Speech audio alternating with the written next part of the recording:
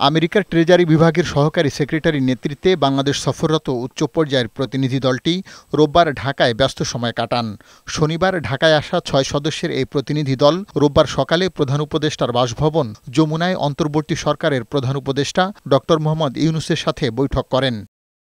পরে প্রধান উপদেষ্টার প্রেস উইং বৈঠকের বিষয়ে বিস্তারিত জানায়। বৈঠকে দেশকে এগিয়ে নিতে অন্তর্বর্তীকালীন সরকারের নানা চ্যালেঞ্জ ও তা থেকে উত্তরণের বিভিন্ন দিক মার্কিন প্রতিনিধিদের সামনে তুলে ধরেন প্রধান উপদেষ্টা। তিনি জানান, স্বল্প সময়ের মধ্যে প্রশাসনিক ও বিচার বিভাগীয় বেশ কিছু সংস্কার করা হয়েছে। বৈঠকে অর্থনৈতিক সংস্কার, বিদেশি বিনিয়োগ, শ্রম খাতের সমস্যা ও রোহিঙ্গা সংকট নিয়েও আলোচনা হয়। বিগত সরকারের আমলে বিদেশে পাচার হওয়া অর্থ ফিরিয়ে আনতে আমেরিকার সহায়তা চান প্রধান উপদেষ্টা। এ সময় সংস্কার কাজের জন্য প্রযুক্তিগত ও আর্থিক সহায়তা দিতে আগ্রহ প্রকাশ করে মার্কিন প্রতিনিধি দল।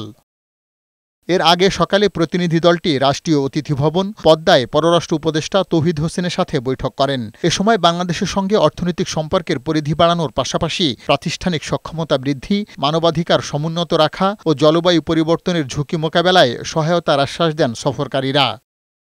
পরে অর্থ উপদেষ্টা সালেউদ্দিন আহমেদের সাথে বৈঠক করেন মার্কিন প্রতিনিধি দলটি। এ সময় বাংলাদেশ সরকার ও ইউএসএইডের মধ্যে একটি চুক্তি সই হয়। এর আওতায় আর্থিক খাতে স্থিতিশীলতা আনা এবং সুশাসন প্রতিষ্ঠা সহ বিভিন্ন লক্ষ্যে বাংলাদেশকে $200 মিলিয়ন অনুদান দেবে আমেরিকা। এই চুক্তিটি বাংলাদেশের জনগণের অন্তর্ভুক্তিমূলক সমৃদ্ধির জন্য ভূমিকা রাখবে, বিশেষ করে অর্থনৈতিক স্থিতিশীলতা বৃদ্ধি করার ক্ষেত্রে।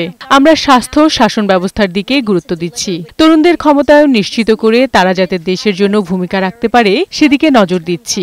বাংলাদেশের জনগণ এখানে মূল অগ্রাধিকার পাবে। আর্থিক সংস্কার এবং আর্থিক খাতে যেগুলি সহযোগিতা এগুলি দরকার সেটা, আর দ্বিতীয়ত বাণিজ্যের ক্ষেত্রে বাণিজ্যে আমরা এক্সপোর্ট ডাইভার্সিফিকেশন এবং এক্সপোর্ট বা আমাদের বাণিজ্যের ব্যাপারে অন্যান্য কারিগরি সহায়তা বা বাজার এক্সপ্লোর করার এই সমস্ত আলোচনা হয়েছে। রাষ্ট্রীয় অতিথি ভবন পদ্মায় বৈঠকের পর বিস্তারিত জানান পররাষ্ট্র সচিব এম জসিমউদ্দিন। তিনি বলেন, শ্রম আইন, জিএসপি সুবিধা পুনর্বহাল ও রোহিঙ্গা সংকট নিয়ে আলোচনা হয়েছে। অগ্রাধিকার বিবেচনায় আর্থিক খাত ও রাজস্ব খাতের সংস্কার, এ বিষয়ে যুক্তরাষ্ট্রের সম্ভাব্য সহযোগিতার ক্ষেত্র, দ্বিপাক্ষিক বাণিজ্য ও বিনিয়োগ বৃদ্ধি, শ্রম পরিবেশ, মানবাধিকার সুরক্ষা, রোহিঙ্গা মানবিক সহায়তা সহ নানা বিষয়ে আমরা আলাপ আলোচনা করেছি।